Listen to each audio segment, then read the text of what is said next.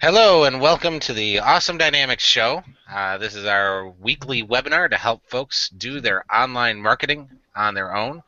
We help you with any questions that you have. My name is Paul Dwarian with Awesome Dynamic. With me I have Robin. Robin, say hey. Hello. And I also have Blake. Say hello, Blake. Hi, friends.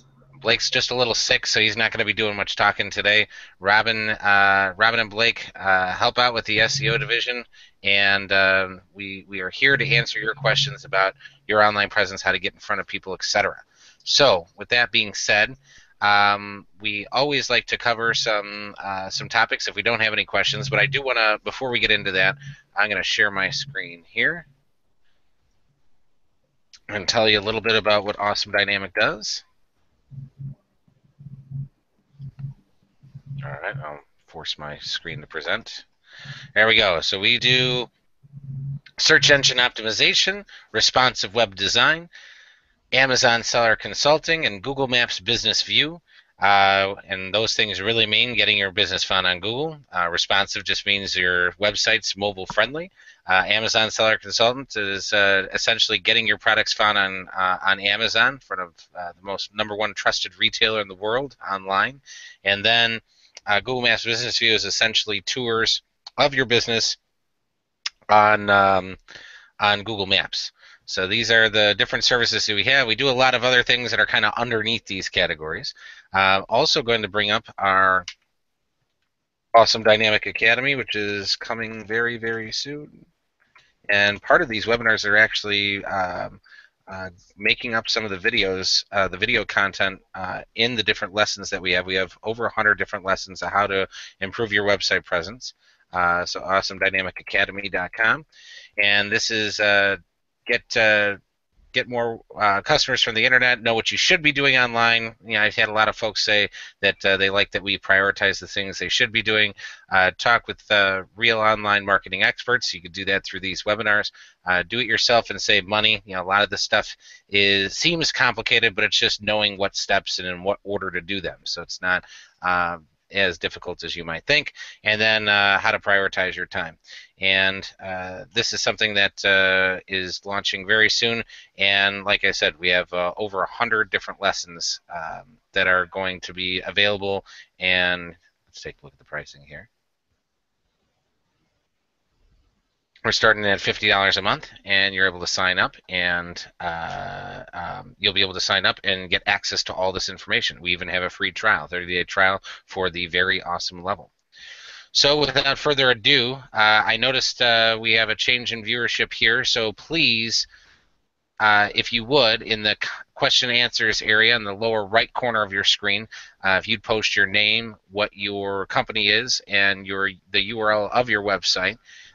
We'd love to take a look at your specific website, see if we can help you out, do some searches online to see what you're coming up for and how we can improve that, and give you any tips and tricks to improve your online presence specific to your website or your business. So again, that's in the lower right-hand corner, and you just click the Ask a Question. I'll see that pop up. When I see that pop up, I'll click on the yellow button, the yellow star, to let you know I've seen it. And if we're in the middle of discussing a topic, we'll finish that topic, and then we'll address your specific questions. All right, so one of the things I wanted to talk about today was citations. So, you know, when you're taking a look at many of you have done your Google listing, or you've done your Google listing, and you know we got that claimed and optimized. Again, claimed just means it's verified through Google. Optimized means we filled out everything 100%. But if we're taking a look at this listing, so let me see, where can we go? If we go to google.com and we search for, I know, the Trinell Financial Group. Misspelled financial, and it will change. So this is coming up as a result of the Google listing that they have. And it is optimized because we have a bunch of photos. It's got a virtual tour, which is very good. They have reviews on there, which is excellent. But you know, we need to take a look at the name, address, and phone number, and that's where the citations come into play. So just explaining what a citation is, it's just an instance of your name, address, and phone number that exists somewhere on the internet. And if that name, address, and phone number doesn't match what Google has in their system on your business listing or your Google My Business listing, then you're not your ability to rank prominently for local search queries decreases quite a bit. So the way we know what Google has in their system is on the right here. This is called the info graph, and we can see that it's displaying the address and phone number that they have. We can see it over here because it's produced this push pin, and we see that this matches this because it's part of their system. If I went into maps.google.com and I search for Fresnel Financial Group, okay, we see that, here again, this is the way they have it. So when you have this Google page, or I'm sorry, when you have your Google My Business listing claimed and optimized, you want to make sure that everything else that you have on your website, and any other place on the internet matches this address and phone number exactly. So we take a look at this. It's 1509 N Milwaukee AVE. And the name of their business is the Trinell Financial Group. And the reason I'm reading it really slow like there isn't because I have some sort of speech impediment. It's because I'm trying to make a point here. The exactness of the address in the business name is so important, and exactly how it's there. So if your business ends with an LLC, an INC, and there's commas or periods involved with any of those little endings, all that stuff is very important. That punctuation, those little differences can make a huge impact in how you rank online. So if we take a look at this address, N could be north, or AVE could be avenue spelled out, or you could have N period or AVE period. And if those things aren't consistent with what you have on your website and everywhere else on the internet, then you won't show up as prominently as other folks do on Google. So if we take a look at just a search query, all right, so I'm going to type in financial advisor in Libertyville. We can see here that the Trinell Financial Group is coming up very prominently here. They're the second result out of the three that are showing up here. Obviously, there's many more, and I can look at more. But if you're looking at this three-pack and you're wondering, well, why am I not showing up in here? How come I'm at the bottom and these other guys are at the top? The citations can have a huge impact in you showing up in here at all. And then once you're in there, how high up you show. So it's one of many SEO factors, but it is a very important one. And I know for a fact that the Trinell Financial Group has had a whole bunch of interns over the summer work on making sure that their citations are exactly the same in lots and lots of different places. So when when they do that, not only do they show up prominently in that search result, we can also see that they'll begin to pop up in many other places as well. You can see right here they have a link to their website as well as coming up, which is also on the first page. We can see when we go back, let's see here, when I search their business name, I'll do it again, the Trinell Financial Group. Some of the examples of the citations come up here, so like their Yelp listing, right, and their Facebook page.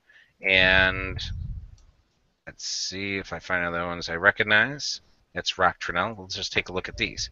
So you can see that's N, AVE, and this is matching exactly. So we take a look at their Facebook page. Do we have the same situation? And let's take a look here, 1509 N, Milwaukee, AVE. So it's exactly matching, which is great. And if we come over here to, well, those are the two examples that I wanted to show. So they could be on City Search. They could be on many other websites that are out there.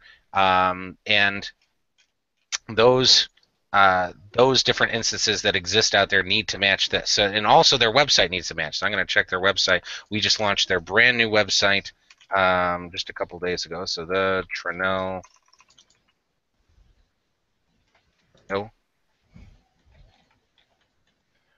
And I know we did the website while they were doing this. So see N, AVE, the business name matches exactly. In the footer, do we have it here? Yep, that's exact. And then if we go to the contact page, let's make sure that that's exact. All right, and it is. So they have all this exactly matching, which is excellent. That's exactly what I see. That works out really good. So Robin, I'm going to stop there. Robin's on this video with me, and I've been talking for quite some time. Robin, can you comment on that while I find another business that maybe doesn't have everything exact? Sure. Well, to start off, citations are really accounting for over 15% of your total SEO. So that's a huge chunk of your citations being important to ranking on search engines. Can you And tell me what to search for? I want to bring up that graph really quick. the knowledge graph? Yeah, no, the graph that shows the 15% Oh, of the it important. would be, I would do Moz SEO 2014 pie chart. It should be one of the first links. Yeah, the second one, I think. Ranking factors. I think they have a 2015 one as well. But that's a great point, Robin. When you take a look at this, which one is it? It's this one, right? My business signals. Citation volume is external location signals, the yellow. Ah, here we go. So 15.5%. So that's a great point, Robin. You know, out of all the different things you could be doing for your business to rank in the search engines, whether it's Google, Bing, or Yahoo, is accounts for these citations being consistent. You can see NAP consistency is here, so that's a very, very important factor. A lot of people spend a ton of time on social media, and although social media, here's social signals, have an impact of how you rank, it's only about 6%. So yes, you can get traffic direct from those social media sites. But if you're saying, well, I really want to rank better for financial advisor in my town, well, you know, spend less time on your social media and spend more time on some of these other things, one of which is your citations. Yeah, I think of it as almost like a secret weapon because a lot of your competitors may not even know what citations are. Right. All right, and then citations are also really important to be consistent with online and offline. So you want to make sure your name, address, and phone number is consistent on all of your phone bills, on any bills that you have for your business, on the way that you filed with the state, on your website, and on your business cards, anywhere that you have your name, address, and phone number, because when someone types it in or writes about it or puts it in their blog or something like that or puts it on a chamber website, it's all going to affect how you rank online. And it's also important to know that citations are not just for ranking online. They are for your actual customers as well. For example, Facebook.com or YellowPages.com, a customer could find you through there, and you want to make sure that you have the most accurate information on there. And when you go to some of these sites, though, you may encounter where you can't put the exact formatting that you want. For example, the phone number, it may have parentheses around the area code, and some may not have it. So if you can't avoid it, and then you just have to go with the formatting of that citation. So the majority of citations will let you format exactly how you want it to be and match to Google Maps, but some will not. So that's still okay. It's still good to have the actual um, citation filled out and claimed.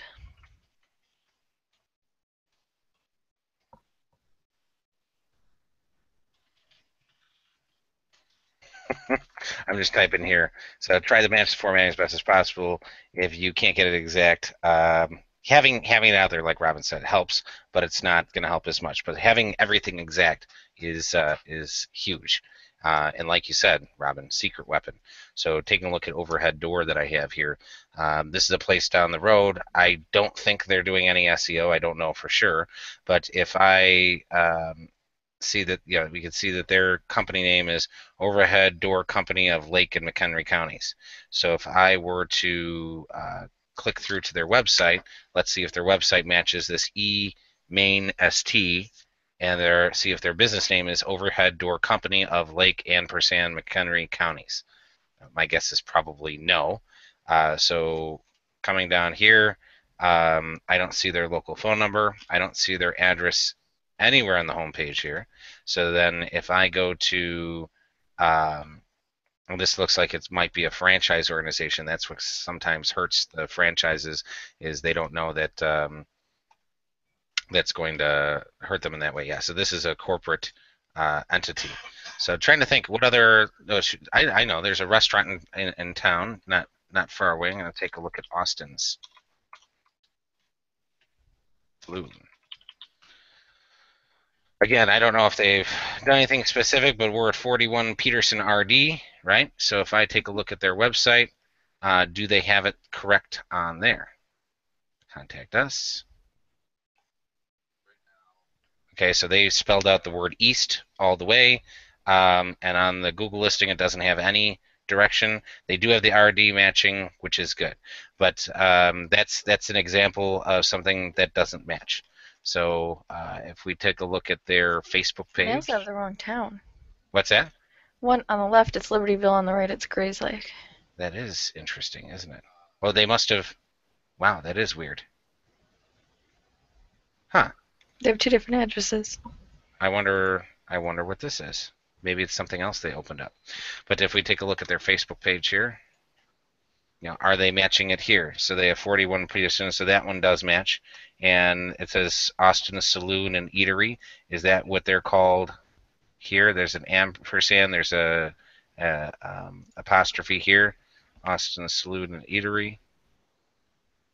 Okay, so they do have some consistency there, but we can see that there's tiny variances. So you can find a lot of situations where those variances exist, and those variances will definitely be a detriment to you being able to rank predominantly, especially locally.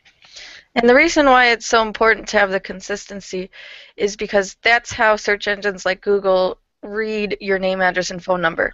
As part of their algorithm, their top secret algorithm, they find all of these signals across the whole internet. So if they see your business name, address, and phone number across the whole internet, and they see that let's just say there's 3 different versions, and that accounts for like 30%, 20%, 50%. They're all different. Google doesn't know which one's right. So if you have like 90% of your citations are consistent, then they're thinking, okay, this is the correct version and we're going to rank them higher. That's right. And here's another one I know. This is a client that I'm currently working with, doing some SEO coaching, and she has actually several presences. So this is McLaughlin here. So she has McLaughlin Care. She also has another business called Dr. Julie McLaughlin. Then she has McLaughlin Chiropractic Clinic. So there's all these differences all over the place. So we're currently working with her to get all that cleaned up. So this way she's, all that is much more consistent.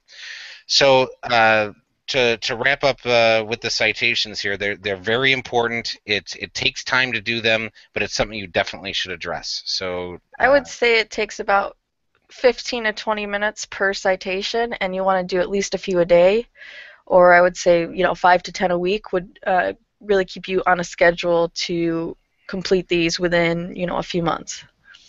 There's one other point that I wanted to bring up. Most businesses have at least 50 to 100 citations that they don't even know about. So a couple resources, which we'll get into in just a moment here, to check your citations.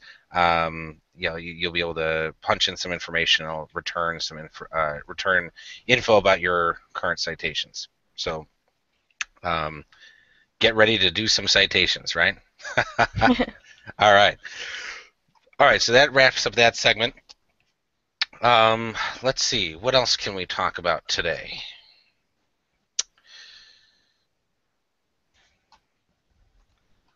You know, talk about I'm looking at the list of topics that we have here, Robin, and should we continue on citations? Well, I'm thinking we could talk about some of the different the top citations. Which course would that fit into that we have? Well, they're all separated from. Right. So citation, report, and evaluate. I'd like to skip that one for now. Let's see. The next one is setting up the tracking chart. We'll skip that one for now. Claim and optimize info group. So these are more specific areas. Yeah, those are the top couple ones. Okay. We do have 42C as fill out or correct and optimize top 50 citations. Okay. Hey, Blake, can you unmute yourself and explain that for a second? Yeah, just make sure it's not on the incorrect screen like Robin's or mine. Okay, yeah, it should be on mine right now. So Cool. I Just thought you make. I said can't tell which screen it's usually on unless there's an icon. okay, Yeah, we should have like a different laptop next to your computers so you can see as a viewer what they're seeing. right. Ooh. I'll do that for next time for sure. Okay, so I was thinking that we could talk about a couple other things pertaining to citations, like what are the top 50 and where can you go to complete your citations. Like we could tell them about going to Bright Local themselves or going to White Spark themselves to sign up with one of those services. But we'll revisit that later. So some of the other topics, unless you want to get into some of these other specific ones, the info group and the Axiom, and I'm not Um, familiar with I those. guess I don't have a box specifically to check your citations because we are doing the chart. Right, Or we're doing the report should show you. right. Okay, well, let's just move on since we're all together here, and then we'll come back to those later. Um, why? So I'm looking at row number 46. Okay. And those of you that are viewing this, this is off my screen here, but that's a topic, why do online reviews matter for local business? And let's see. So Google reviews, here, let's pull up that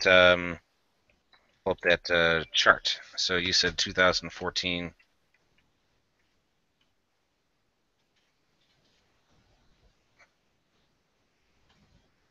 Is there a 2015 chart? I think they wait until the end of the year. It looks like there might be one right there on the third result. Here we go, Okay. 2015. But the year's not over, so I don't know how they did this. Maybe it's so far. Hmm. Well, they don't publish another one. Right. Okay, so the importance of reviews is another factor that not only affects your ranking online, but it also affects people's perceptions or first impression of your business. So taking a look at this chart here, we're able to see that review signals here in the red accounts for 8.4% of your ability to rank in the search engines. And it says review quantity, review velocity, and review diversity. And quantity means how many reviews total you have. Velocity means how regularly you're getting them. So if you get like 2 to 3 a month or 5 a month or whatever, you want to make sure that you have a consistent velocity that's of reviews constantly coming in. And then review diversity means that they're not all saying the same thing, that they're saying different things. All right. So those review signals from on your Google listing is important. So if we take a look at the example that I had up on the screen before, so we'll bring up the Trinell Financial Group.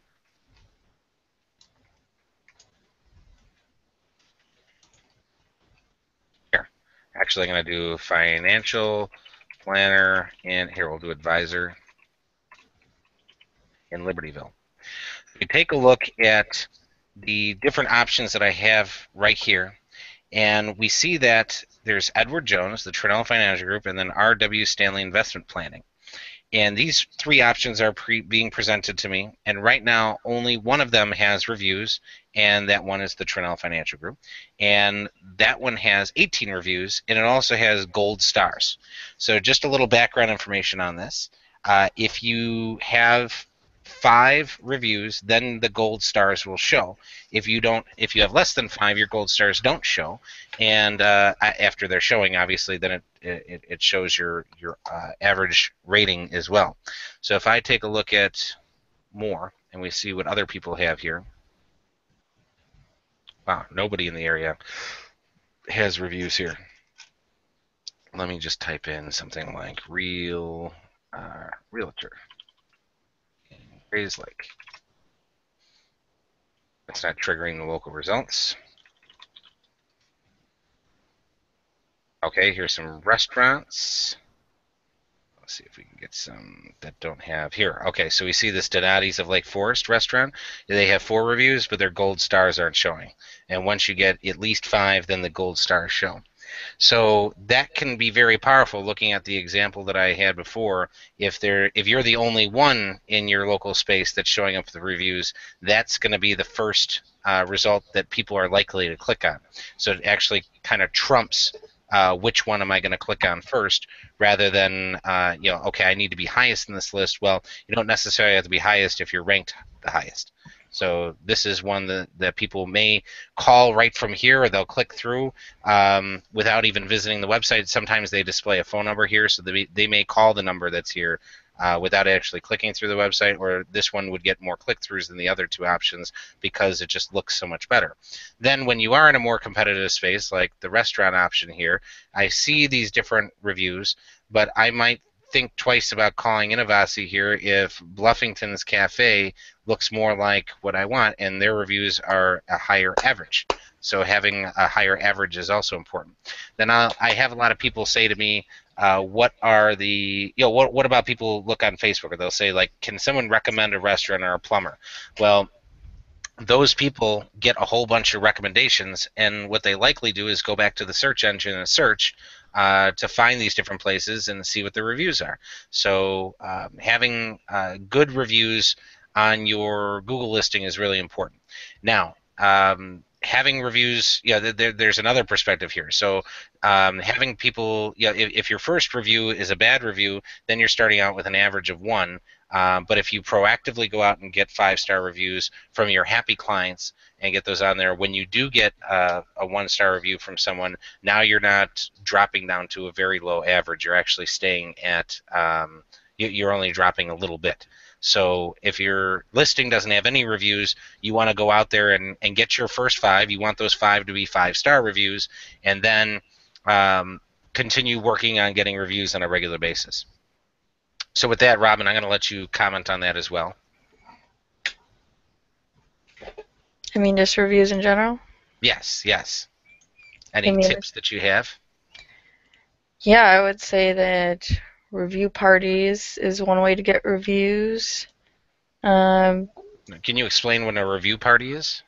Just getting people to, like, local business owners together and exchanging reviews. That's a good way to get them, especially, if they've worked with you before. And then you could also host a review party for your happy customers. So if you had some happy customers, or you have some happy customers, you could throw an appreciation party, have some wine, have some snacks, and then you can say, you know what, I'm so appreciative that you've been supporting my business over this many years. Would you mind leaving me a 5-star review? It would really make a big difference for me. So that's something that you could do and host your own review party with your happy customers to come in and get them to review. However, it's important to make sure that you don't have them connect to your Wi-Fi, because if the review filter sees that you have a whole bunch of reviews coming from the same IP address, those reviews can be taken down. So having people use their smartphones, connect to their own phone provider, cell phone towers, so they all have different IP addresses, is really important to make sure that you don't have a whole bunch of reviews coming from the same device. Yeah, and the local pack can be just 1 result, or it could be up to 10 results. It really just depends on what you search for and how Google changes their algorithm, because they change it twice per day. Right. And it also depends on your search scope as well. The local pack can be if you live in a really concentrated, populated area, or if the type of business you have is in a really dense population, like if there's a ton of restaurants within, a few blocks, that could affect the search area as well and the local results. I would also mention that for reviews, we are talking about Google reviews right now, but it is very important. Facebook reviews are starting to get a lot of rank on Google. So I would say if you can't get a Google review from someone, from one of your customers, also do a Facebook review. And because most people already have a Facebook login, not everyone has a Gmail login. And then Yelp's another big one where people people leave reviews. I know especially restaurant owners are very upset for upset with Yelp because a lot of people leave reviews on Yelp, and getting reviews to stick on Yelp isn't easy. So if a restaurant owner had, or any type of business owner has a Yelp listing and it's not showing up, and they have don't have exactly the review profile they're looking for, they want to boost their number of 5-star reviews from their happy customers, but those customers don't have their own Yelp account, and they don't review on Yelp regularly, and then they all of a sudden sign up and review the business on Yelp, they'll find that those Yelp reviews are filtered. So Yelp has a system where if they identify that you're not physically located near the business, they might filter your reviews.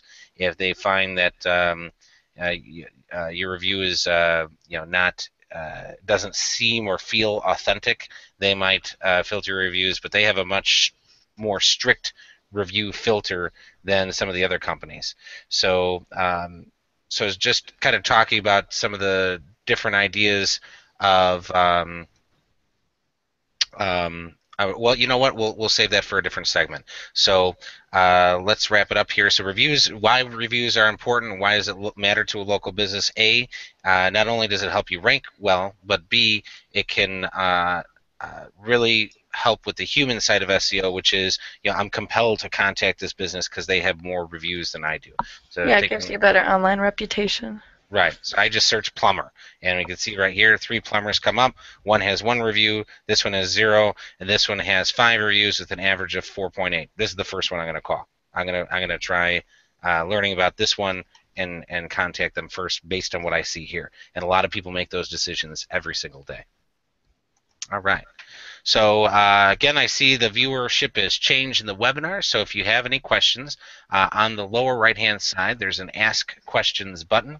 You just click on that button. It'll your question will come through, and we'll be able to answer your specific questions about your presence, your website, what you can do to improve, how you can rank better, etc. Also, if you just tell us your name and domain, we'd love to bring your information up on the screen here for the webinar and see if there's anything we could do to help you. All right, so moving on to the next topic, which is review guidelines. So I think Google actually has a guidelines area. Google review.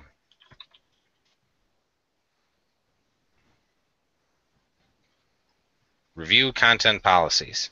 So this is what Google says about it. Well, we'll give you some additional tips as well. They say don't advertise, don't use reviews for advertising. So if you're reviewing on someone else, you don't want to advertise for your business. Spam, obviously you don't want to spam. That's pretty obvious there. You're not supposed to put phone numbers or URLs into your reviews. Then we have off-topic reviews. Obviously, you want to make sure that it's pertaining to the business or the business owner that you're writing about.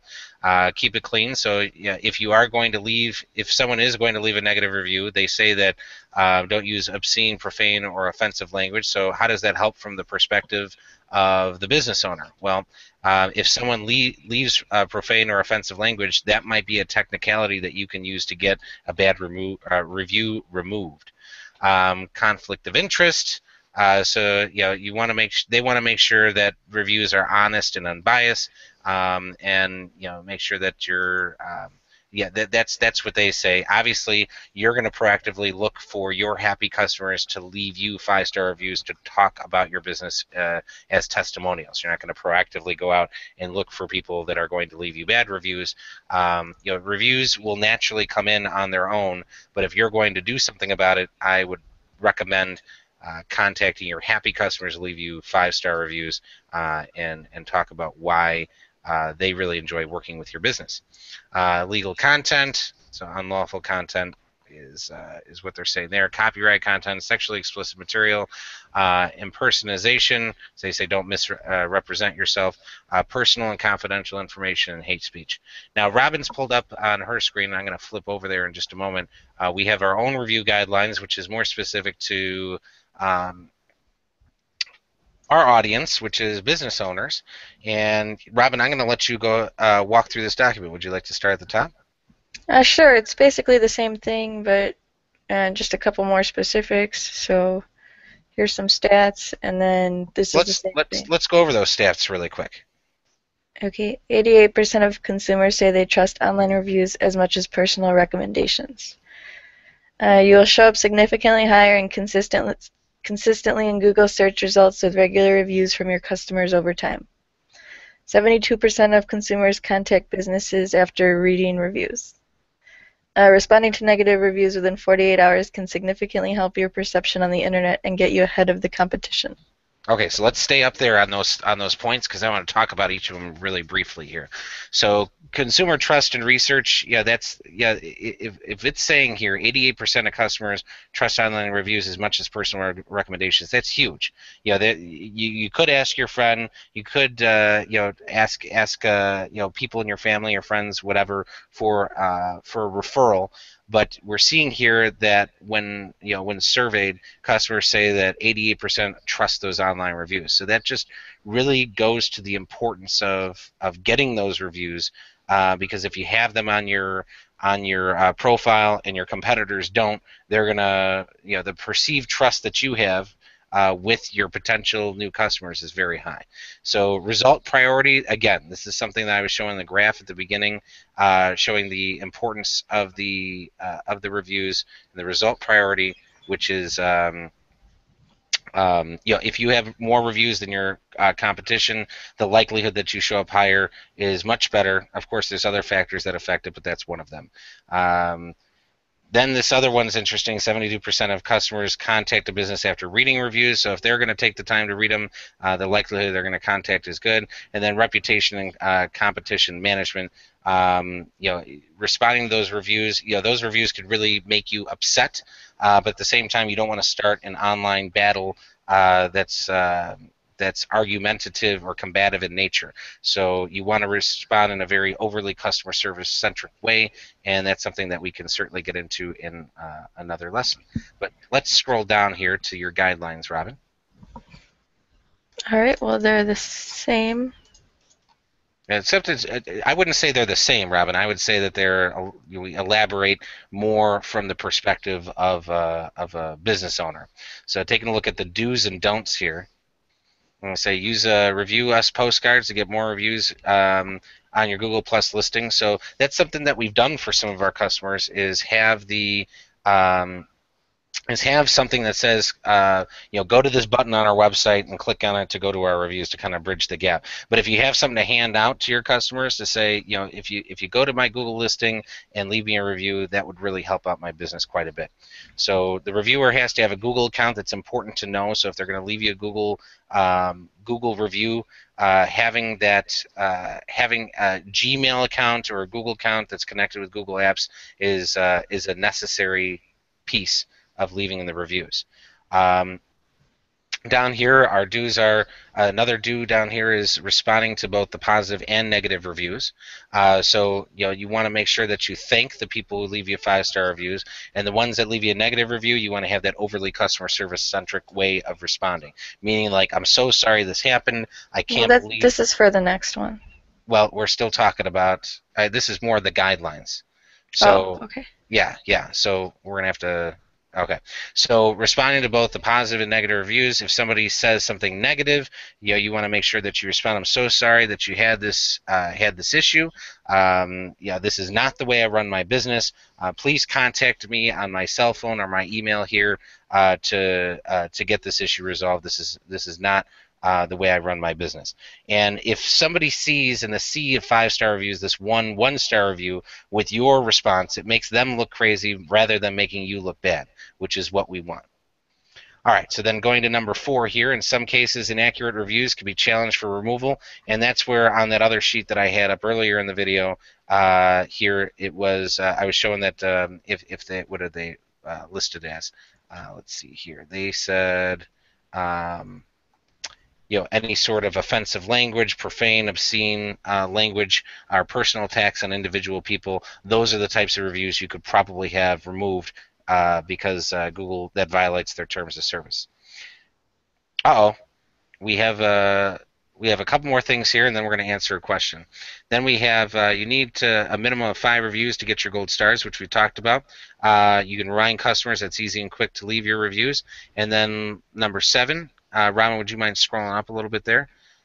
We have the length of the review should be a good length, meaning don't just have one sentence. You want them to say something specific about your business, maybe one of your services. If they can leave a keyword that pertains to something you want to rank for, that's good, but you don't want to overdo it. You don't want to force them to do that or say that this is something they need to do. Have customers include the keyword, which was number 8. And number 9, ask your customer, how you ask makes a big difference. So we'll come back and revisit the don'ts, Robin. I want to answer this question here. Okay. Here we go. SEO web designer question. This is from Steven. He says, is there a difference between the SEO rankings between WordPress, Wix and Weebly, etc. design sites? Do search engines prefer a native WordPress design site? Just curious. Thanks, Steven. So, Steven, what we find is, well, here, I want to show something on my screen. First off, the answer is there isn't a difference in rankings, but your ability to do certain things on your site could be crippled by the software that you use. So WordPress gives you the most customizability than compared to some of the other options that you have. So I want to show you something. If we come here and type in website content management market share. Here it is. And we see the percentage of websites in 2015. This is as of September 24th. We have 58.9% of websites in the world are using WordPress. And you said Wix, it's 0.4%. And let's find Weebly. That's at 0.4% as well. So there's a reason why more people use WordPress than anything else, and it's because you're able to get in and customize certain things. I do have some clients that have Weebly and Wix sites, and eventually we get them transitioned into WordPress because the limitations of what you're able to customize, the technical pieces of SEO, can be limiting when you have a site that isn't in WordPress. You know, some of these other framework that you see at the top, Joomla, Drupal, these allow you to get in and customize almost every single aspect of the site. But some of these other services like Wix and Weebly don't give you finite control over every small aspect of your website that you might need to rank. And in the world of SEO, it's all about doing more things than your competition. So if your competition has all sorts of SEO type things done, meaning let's say all their meta tags optimized, they have all their image names named a certain way. I think Wix or Weebly, they rename all your images into numbers. So if you look at the source code on there, they actually don't allow you to work in the keyword into your image file name. So that's a limitation. Some of those different types of services. So it all depends. You know, if your competition is ranking really highly and you're not, and you need to do some of those more finite SEO technical changes, you may get to the point of being restricted by using Weebly or Wix. So I hope that's a good comprehensive answer to your question, and please let us know if you have any additional questions. All right. Let's see. Let's go back to that reviews, do's, and don'ts, Robin, if you would. All right. I want to go through the don'ts, and I'm going to flip that back up on the screen here. All right, review don'ts. So reviewers cannot be, or reviews can't be written from the same IP address, and that's something that we had mentioned before. If you have a computer set up in your business and that's connected to your Wi-Fi or hardwired into your internet, and you have your customers use that to leave you reviews, that's bad. Or if you have Wi-Fi available for your customers and they all connect to the Wi-Fi and leave your reviews on there, that's also bad. If they see that they're all coming from the same IP address, whether that's Google or Facebook or Yelp, depending on what their review filter is, they will restrict or they'll take down your reviews.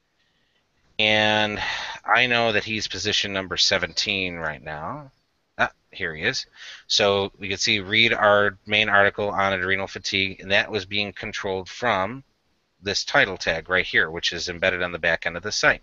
Now, this piece right here for the description, this can contribute or attempt to indicate to Google to change what we see right here, but it doesn't necessarily mean that it will 100%.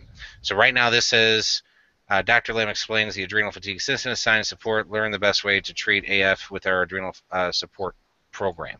And is that what it says here? It does. So in this case, Google's deciding to use their explanation for that area underneath the link. And then the keyword here is our way of telling Google this is the one keyword that we want to rank for.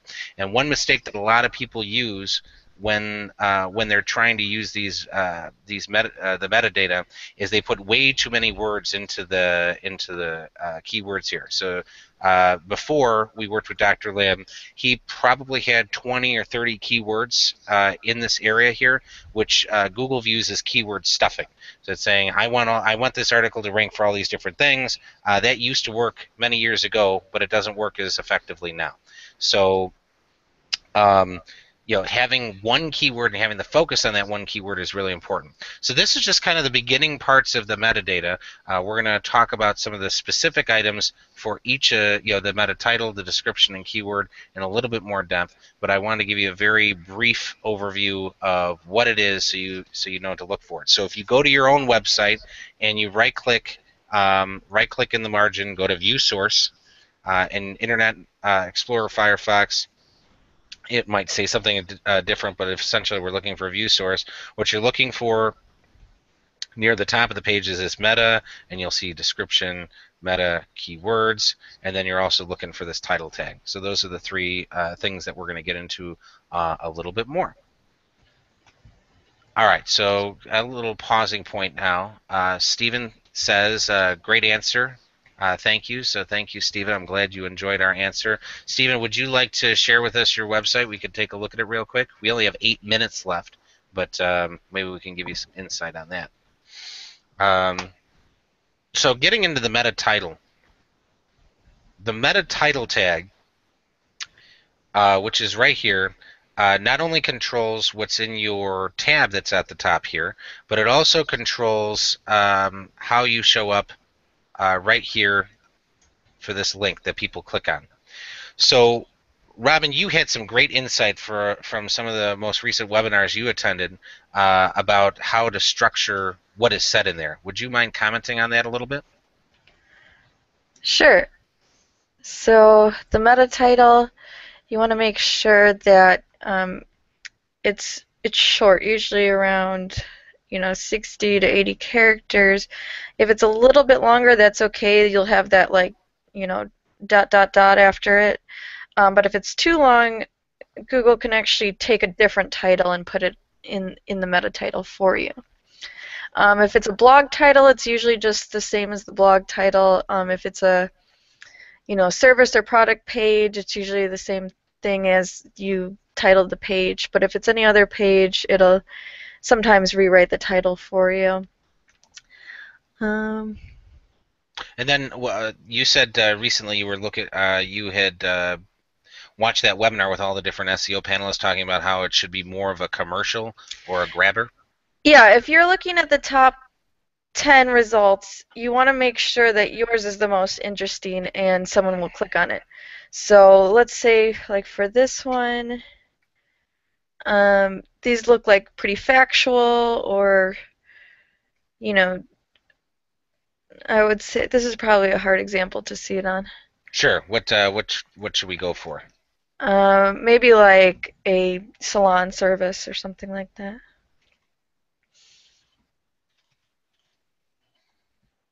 Okay, so if we scroll down, we can see like these are different names of salons, so nothing too exciting, nothing that makes them stand out.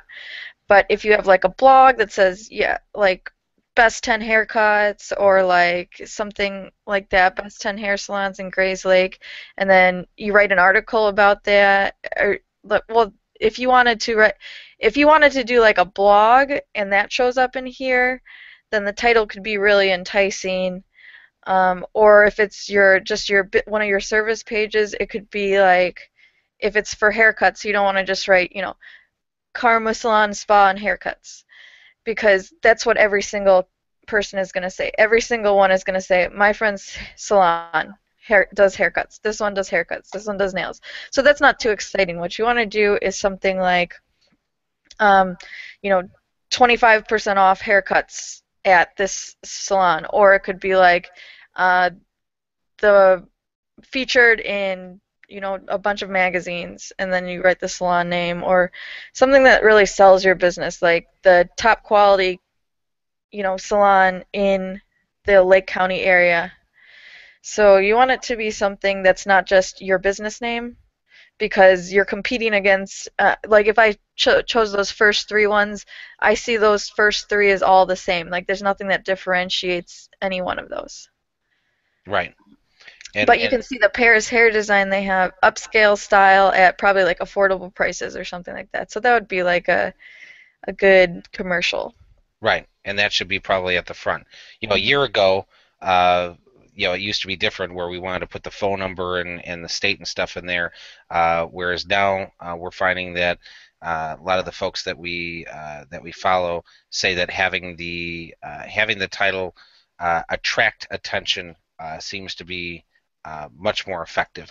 And like you said, it's you get to control what this says. It's the only part that you can control, so long as you keep it within the guidelines, because Google can decide what they put in some of these other areas. So getting there's huge opportunity to sell your business. So if you have a discount, or you want to say something interesting, the best in the area, that's again something that's going to give you a little bit more visual appeal there.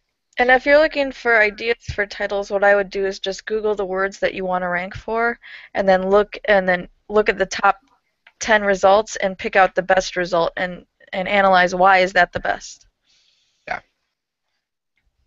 or which one would you actually click on and why. hmm All right. Excellent. Cool. So we got 3 minutes left here. Wanted to take a look. We have Stephen shared his website. So this is um, newermoverchurchpostcards.com. All right. I'm going to pull that up here. And he says gulp. He just put his site in WordPress, he said.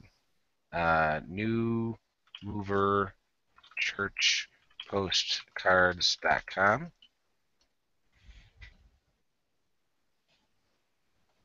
All right. And then he says, I should have mentioned I just launched this as a WordPress site and I have not done any SEO on it.